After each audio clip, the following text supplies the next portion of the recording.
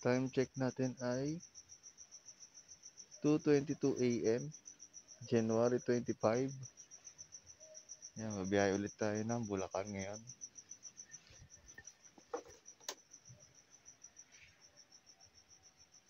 Nakaka 1889 kilometers na tayo. So mamaya na ulit ako mag-video pagka malayo na ako. Ito yung malakas na MDL ko.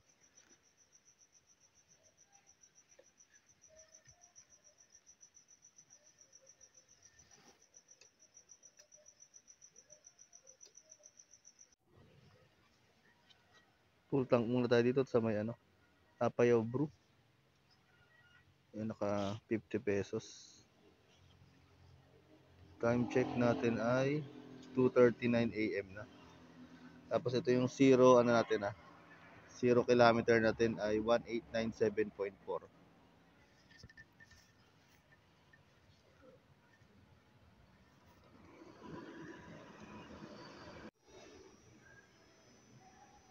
So ngayon ay 4:30 na. 4:37. Almusal muna tayo dito sa Jollibee. So may bambang na to eh.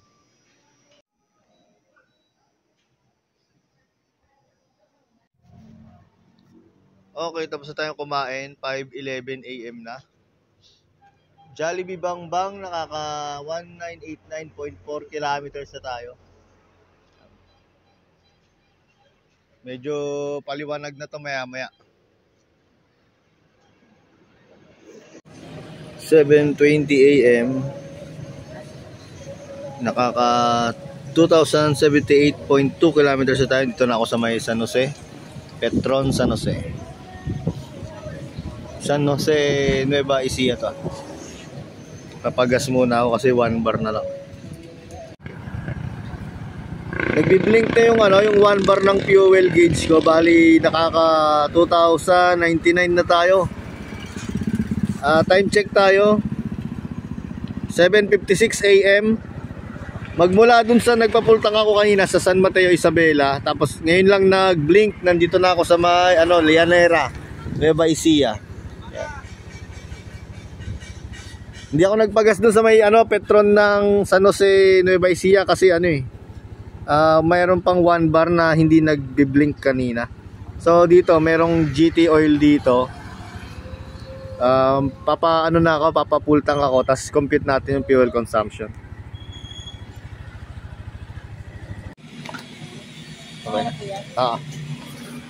Naka 180. So 3.15 liters. Compute natin yun kung ilang kilometers per 1 liter. Check time tayo. Alas 8 na.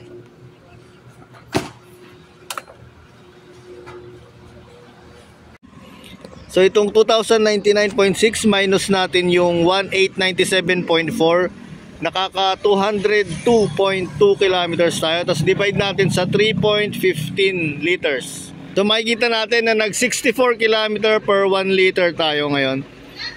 Bali nandito ako sa GT Oil sa Llanera, Nueva Ecija. Lang ako, takbong 80 to 90, tas minsan 100. Bali yan, wala akong karga ngayon. Hindi rin fully loaded yung U-Box ko, yan lang. Tapos nakakapote lang ako, medyo mabigat yung kapote. Tapos may isang bag lang ako nadala.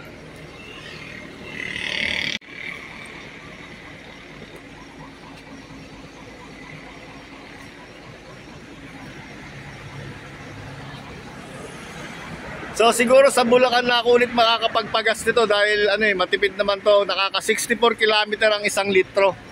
So biyahe na ulit tayo, alas 8 na. Kailangan makauwi tayo ng alas 10 o alas 11, nasa Bulacan na tayo. 9:44 AM na. 2174.8 kilometers. Nandito na tayo sa may San Rafael, Bulacan. Tapos magba-bypass road na tayo dyan sa may gasolinahan. Tatanggalin ko muna tong kapote ko kasi sobrang init na. Mag-aalas 10 na eh. 10:37 AM. Yan. Nakaka 2,202 kilometers na tayo. Dito na tayo sa may Norsagaray Rotonda. Hindi makita yung ano eh, arco yan.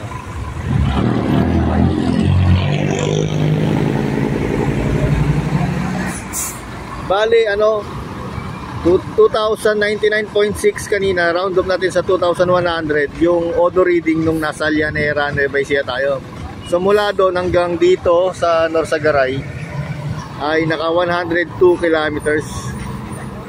Yan, 10:38. Tapos dalawang bar yung nabawas. Doon ako magpapagas yung Petron malapit doon sa gate sa may subdivision. Para compute natin yung susunod na fuel consumption niya.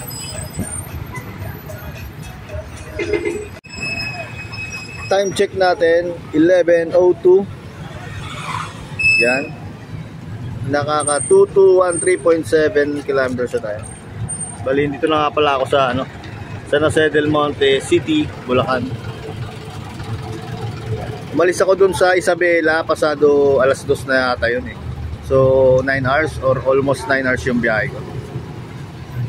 Yan, papagas na ulit ako dun sa malapit na sa gate sa Petron para makompute natin yung kung ilang liters ang makukonsumo sa 113.7 na kilometers na binyahe natin mula Llanera. Titignan natin kung parehas ba na siya mag 64 km per liter yung konsumo. Full tank ulit. Naka lang ako 1.935 liters. Tapos compute na natin to. Itong 2216.1 minus natin sa wag na natin i-round up. I-round up ko sana sa minus 2,100. Pero yung exact kanina ay 2,099.6. Kaya lumalabas 116.5 kilometers ang nabiyahe natin mula last na nagpagas sa may Llanera sa GT Oil hanggang dito sa San Jose del Monte, Bulacan. Tapos divide natin sa 1.935. So nakita natin na nag 60 km per liter. Tipid pa rin. Kanina mas tipid yung una, 64. Ngayon 60 kasi nag 105. So 9 hours ang biyahe, 11:12 na. Pahinga na tayo. Tapos bibidyo ko na lang tong papahugasan ko muna, bibidyo ko itong motor kasi for sale ko na itong Honda Beat na version 3 ko dahil tapos ko na siya gawa ng content. Pahugasan ko muna tapos bibidyoan ko. Tapos pwede nyo ako PM sa Facebook, ilalagay ko dito yung Facebook ko. So sa mga interesado dito sa aking Honda Beat na version 3, PM lang kayo sa Facebook ko. Bali may original ORCR na din to, tapos kompleto naman, dalawa susi.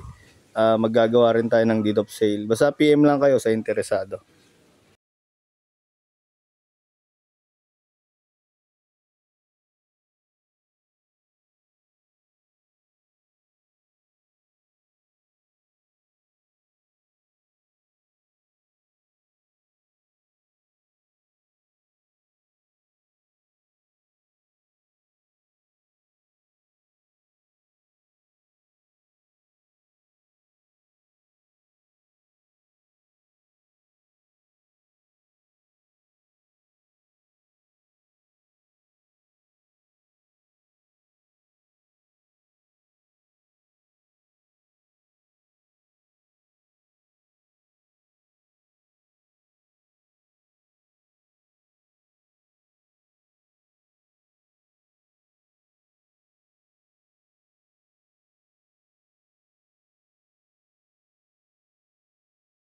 Dito na tayo sa bahay, bibidyo ko si Ompong kung kilala pa tayo kasi 3 months din akong di nakauwi dito.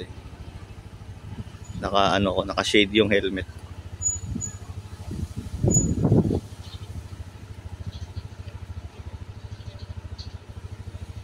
Ayan siya.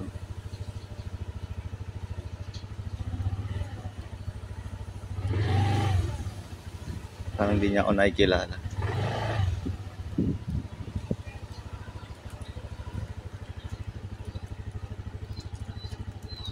Ay, naamoy na niya ako.